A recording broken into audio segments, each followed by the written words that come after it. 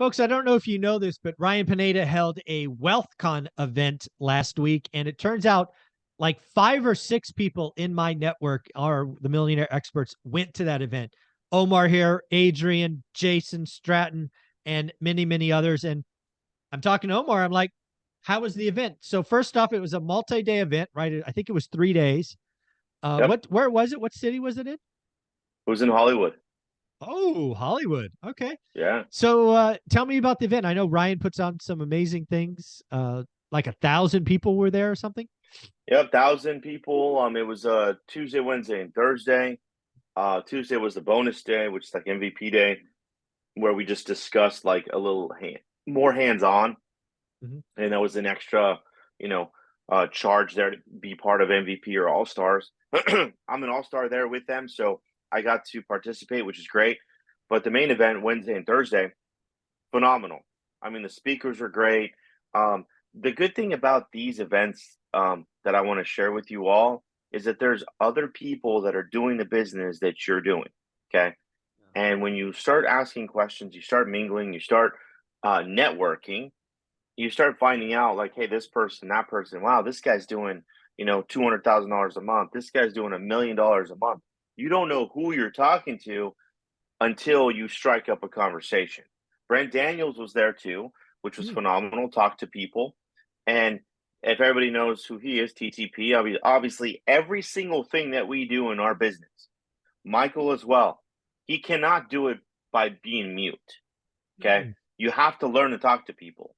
And that's just a phenomenal, that's the conversation based on increasing your, whatever it is that you're doing in your business, whether it's rentals, whether it's flipping, whether it's wholesaling, whether it's one rental at a time, that's what you have to talk to a person. So going to these events were just phenomenal. I got to speak on stage a little bit too, which was cool. I appreciate that, that Ryan allowed me to do so. He didn't need to because the caliber of people that he had there, Chris Crone, 6,500 doors he owns with the syndication and everything else. And it's crazy to hear everybody's perspectives on success, right? They've all started off with the SFRs. They all started off with multifamily, all of it being real estate, right? Yeah. Then what happens? The real estate feeds other things. Real estate feeds your ability to go buy a business. It feeds another, multi-unit that you buy. It feeds other things. But get good at like becoming great at investing in real estate, owning assets, being an agent, being a broker, being a flipper, being a wholesaler. Like increase that earned income to be able to go and perform more. I mean, you guys all know, not to go back to what Michael Zuber says, but you guys know that Michael had a corporate job Hmm. buying rentals. Corporate job buying rentals.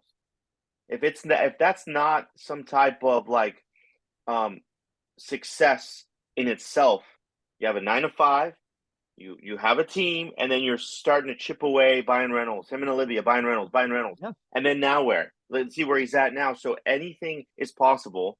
He Yeah. focused on his earned income, right? His sales job to buy more doors. But what's crazy is that we as real estate professionals are we want to go buy the damn nice car, the watch, this, that, and the other before you buy any assets, which is fucking stupid. It's And crazy. I talked I talked a little bit about that on stage, Yeah. and everybody probably was like, "Really?" It's like, "Yeah, don't go buy the Ferrari before you have a door or two. Like, Yeah. don't do that. It doesn't make sense." It's crazy. But yeah, Yeah. all in all, it was great. And I know I went on a rant, Michael, Oh, but I it's wanted good. to definitely I plug I you I like what because Ryan's doing. I've talked to him a couple of times. I've had the pleasure to speak with him. He's been on the channel. His Wealthy Way. He wrote a book. I think he's doing the right things. When I look at what Ryan is doing, kind of an outsider, right? I would not say I'm in Ryan's world, right? You're in Ryan's world. You're at his event. I'm not in his world. This is my impression. He is a wonderful visionary. He focuses on what he is very good at, and then he gets out of the way. He is very much about leveraging other folks' skills and experience. This is again my opinion. I could be entirely wrong. Um, 100% right. and also, it seems like he has his priorities right. right? I think if you go back and watch Ryan when he was flipping couches and all of that stuff, maybe he was into the more flash and all of that. But as he has accumulated more success, I think he's been grounded a little bit more. Like if you go read his book Wealthy Way, and some of the things he's doing, I do think I think his North Star is something he's pretty well anchored on, which is good. And it's not Mhm. flash, right? It's serving the community, serving God. These are words I think he would say. Um, and it's nice to see that he is continuing to grow. I think Ryan might become a billionaire. But how is Ryan going to become a billionaire? It's probably not real estate. No. I think real estate feeds his ability to buy businesses. I think Ryan's superpower, again, not his words, is his ability to leverage social media. So I see him, and I think I told him this. I think it's in the video. It may have been a private conversation. I told him he's going to become a billionaire because he could take no-name brands and turbocharge them. He could Hmm. take 10, 15, 20% of a brand of a company, and over the course of 2 or 3 years, 10x the value of said business, which is just a gargantuan return. So as long as he still wants to be in it, he of everybody I consider, I don't know, can I consider Ryan a friend? Maybe not a friend yet, hopefully one day, but certainly a contact.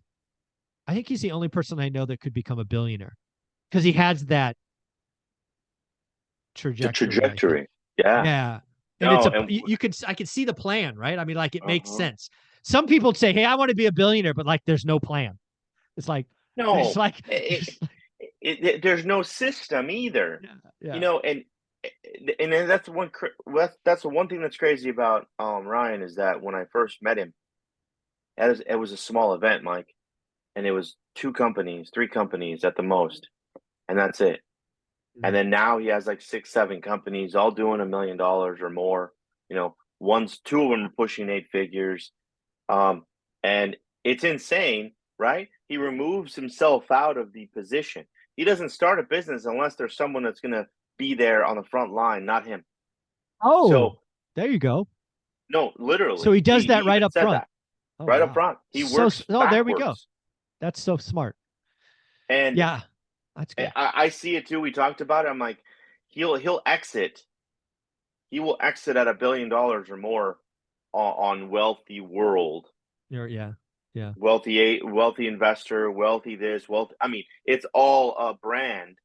So right. what's he gonna do? Package it up. Somebody will pay him a multiple, and he sells it for a couple $1 billion. Good for him. And this Yeah, could the other. be 5 years from now, Oh, he's but young, five right? He's years, he's got to five be in his years ain't shit. 30s. Yeah, He's exactly. 34 years old. Wow. Wow. He's almost Yeah, as old. Just a couple years older than my daughter. Damn, I feel old. I'm telling you, hey Mike, I'm 44, and he's 10 years younger than me, and Yeah. he's just the trajectory is like this. Social media, he has that specific niche. Hmm. And guys, I remember Mike when he was doing TikTok videos, and I didn't even know who he was. He Mm. was doing this, pointing here, pointing there. Ex Yeah. baseball player. His book just came out.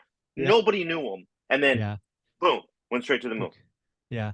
So the other things I want to go back to and give you kudos, and one of the things I'm doing, right? I'm going to an event at the end of this month because there's stuff I need to learn. We're still investing, we're still learning, right? That's the key to this. But I really want to highlight what you highlighted. When you go to events, don't be shy.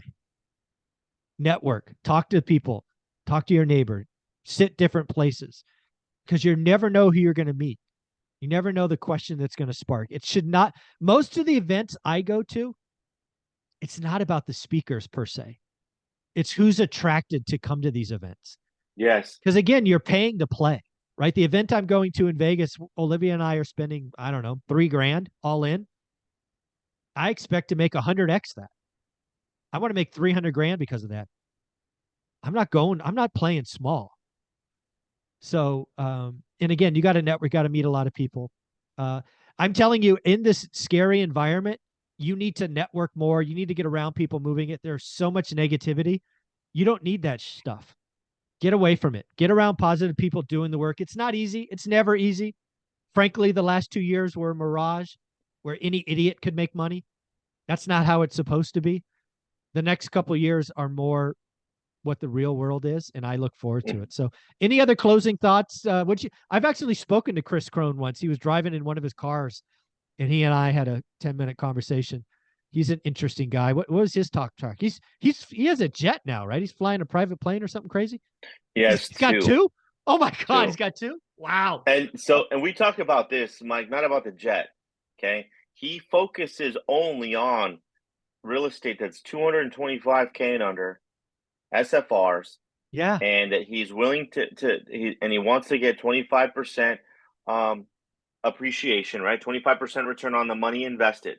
And the way he So breaks it yield, down yield. is the yield, right? 8% cash flow, 5% reduction of principal, right? And then a 12% appreciation, 25%. I get So it. that those three, and the reason it sticks to me is because I broke it down as well. And when he was talking about it, I'm like, oh, this is perfect. I mean, same with the yield with you, Michael. I mean, I think of everything as a yield, right? Yeah. And that's what he was mainly talking about. That and taking a shotgun to any non-performing business that you have, Yeah, and just put blowing it it out. up. Blow And it put up. it out. Put it out of its misery. The bleeding stops. Yeah. And then now you can focus. AKA alligators. We do not have alligators. Yes. Shoot them. We don't Kill have. them. Be done. Exactly. Yeah. Yeah. So it was cool. It was cool. Yeah. Any other who was the headliner of the event, or was there one? Lewis House. Oh, Lewis House was there. Wow. Yes. I've And I never will say spoken a with him. couple things. He is probably the OG podcaster, right? School of Greatness, about 1,500 episodes. These are the three things that we talked about, or that he left us with, is the fear of failure, the fear of success, and the fear of judgment. Those three things, all of us go through. The fear of failure, yes, we fail. We're feared to fail, right? But we're also feared or we have a feeling of fear when we become too successful. We don't want to be successful. You don't want to have the limelight. You're scared of the success. So that's, you have to like taper it, right? The biggest one though, Michael, that stood out to me is the fear of judgment. What are people going to think if I post this video, if I do this, if I buy that property, at the end of the day, those three things, fear of failure, success, and judgment, you control those, you control everything else. Well said, man. Well said. Do me a favor. Again, if Ryan ever watches this or somebody sends it to him, Ryan, great job. I like what you're doing. Omar, where can people find you? Guys, follow me at Invest with Omar on IG, or go to my website, omaralfaro.com. And we just put out a bunch of cool stuff. And yes, absolutely, Ryan Pineda fucking knocked it out. Awesome.